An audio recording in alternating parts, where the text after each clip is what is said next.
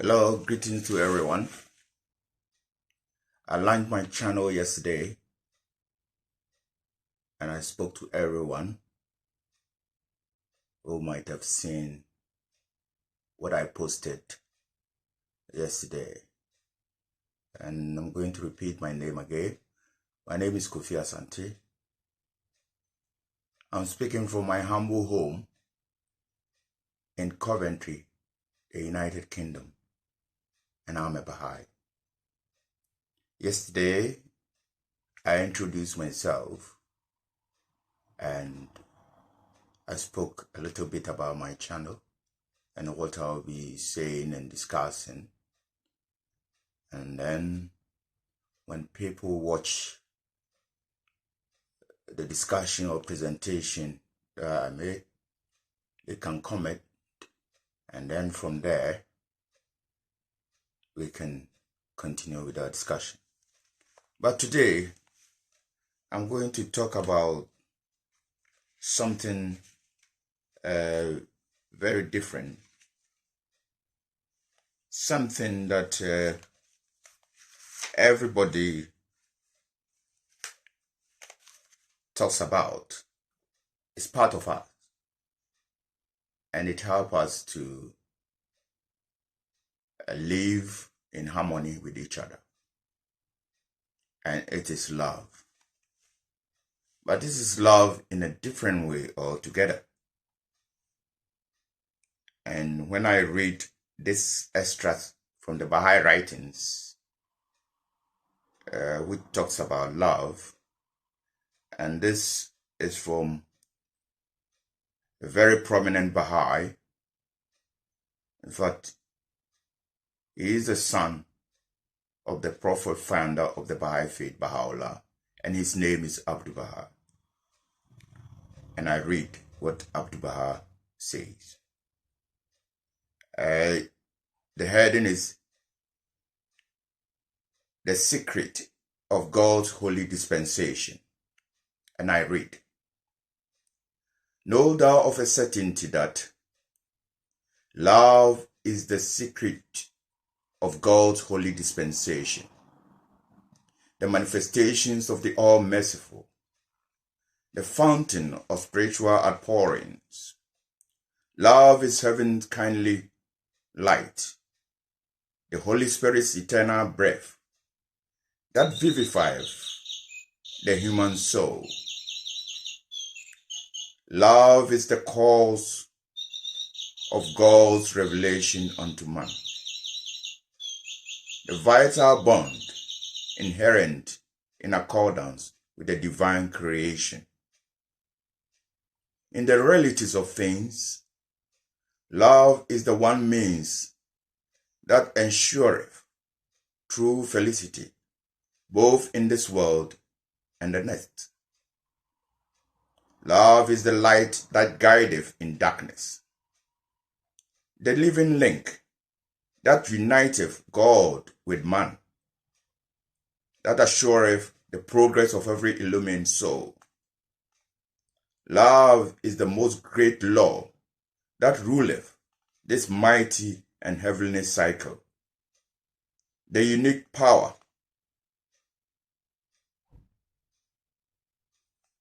that bindeth together the diverse elements of this material world, the supreme magnetic force that directeth the movements of the spheres in the celestial realms.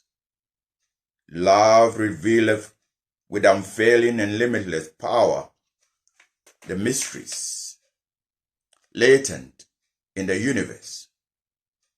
Love is the spirit of life unto the adorned body of mankind, the establisher of true civilization in this mortal world, and the shedder of imperishable glory upon every high aiming race and nation. Whatever people is graciously favored therewith by God, his name shall surely be magnified and extolled by the concourse from on high. by the company of angels and the dissonance of the Abba kingdom. And whatsoever people turneth his heart away from this divine love, the revelation of the merciful shall err grievously, shall fall into despair, and be utterly destroyed. The people shall be denied all refuge, shall become even as the vilest creatures of the earth, victims of degradation and shame. O ye beloved of the Lord, strive to become the manifestations of the love of God, the lamps of divine guidance, shining amongst the kindreds of the earth with the light of love and concord. And as I said, this passage is from Abdu'l-Baha. Friends, as I sit here and talk to you, I am not a priest. I am a world citizen. If you check my banner, my channel, you will see a word, and it's a quotation from Baha'u'llah. Baha'u'llah tells us that it is not for him to pride of himself who loveth his own country, but rather for him who loveth the whole world. The earth is but one country, and mankind is citizens. I think we all agree to this statement. The earth is one country. I speak here in the comfort of my home and speak to everybody who wants to hear me, at least if you have access to the internet. So, we see the world has now become one country. We are together. This statement was made in the 1860s, maybe between 1860 and 1870. But now we see the product of it. And it's such an amazing pronouncement that was made by Baha'u'llah at that time. People didn't understand. But we can see it clear. The world is one country. And the statement talk about love. How do we understand love? In my humble opinion, whether you believe in God, or you believe in science, or you believe in the Big Bang, or anything, love is the center of attraction. You can't live without love. If you don't love, there won't be a world. If there is hate, we see the consequences. We all praying or trying in any way we can to bring this word called love to its meaningful standing so that we can live in harmony. So friends, we shouldn't take this statement so lightly. We have to have a meaning to love as we see it. As the statement says, it is, as I will put it, the center boat of creation, whichever way you understand it. I'm not saying that, some of us who believe in God, we believe that God created the earth and heaven and whatever, the universe and everything.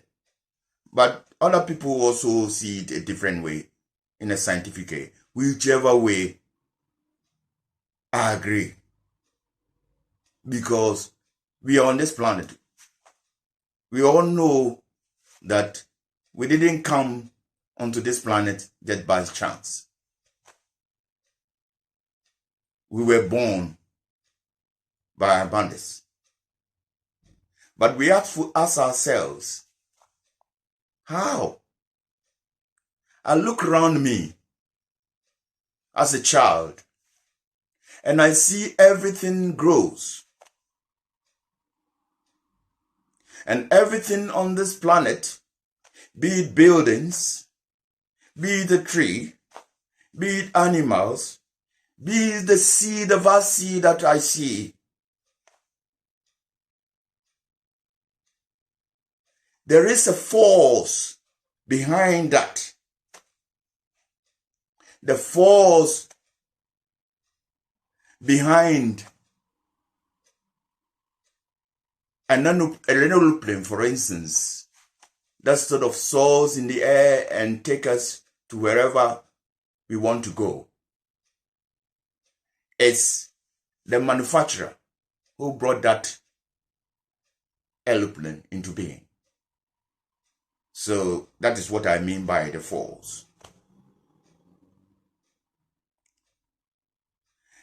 And in everything that we see, everything that we see on this planet has a force behind it. It has something that brought that thing into being.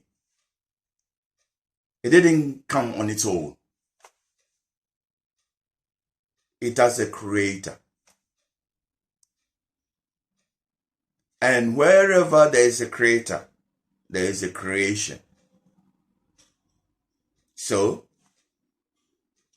I, Kofi Asante, believe that I am a creature and God is the creator. And the reason why I cannot see God, or I cannot even understand or attempt to sort of picture who God is that it's like me as, say, a cup that we use in drinking, trying to think of the potter who made it. Say if it's a clay, if that cup is made of clay. So the cup, which is a creation, in its own world, trying to understand who its manufacturer, who is the potter is. It's just impossible. So that is why simply we, or I as a Baha'i, believe my association with God is like that. It's like that of a potter and a pot. So it's God. But God in his wisdom didn't leave us. He loves us. So he sends his manifestation to explain to us what he stands for or she stands for. Because I don't know God's gender. God could be a she or a he. I don't know. So, as I said, and I read from Abdu'l-Baha, Abdu'l-Baha tells us that love is the center of creation. And therefore, we all have to love each other. To put this love in our heads. To let it be inherent in us, if we can. And use it to see into every human being we come across that there is love there. I'm going to tell you a story. And I think that story comes from the Bible or maybe the Holy Quran. And it's about Jesus Christ, who is also a manifestation of God. In fact, Christians believe that he is a leader of Christianity. And I also believe that. So once he said Christ was walking along a path with his disciples. And along the way, there was a carcass. In fact, the scent was so, something that was unbearable. It was very, very smelly, stinking. And all the disciples were holding their nose like that because it was an eyesore, excuse me to say. And Christ just smiled and passed. So one of the disciples said, Christ, why didn't you, sort of like block your nose? Because this scent, we cannot bear it. This is an eyesore. This is not good.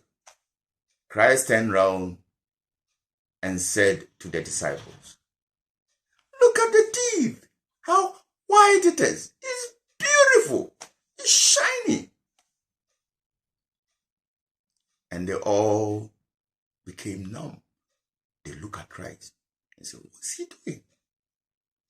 So what I'm trying to say is that Christ, because of the love he has for that carcass, that animal that has passed, looked at one very thing that was good. And this is because of the love Christ has for the animal.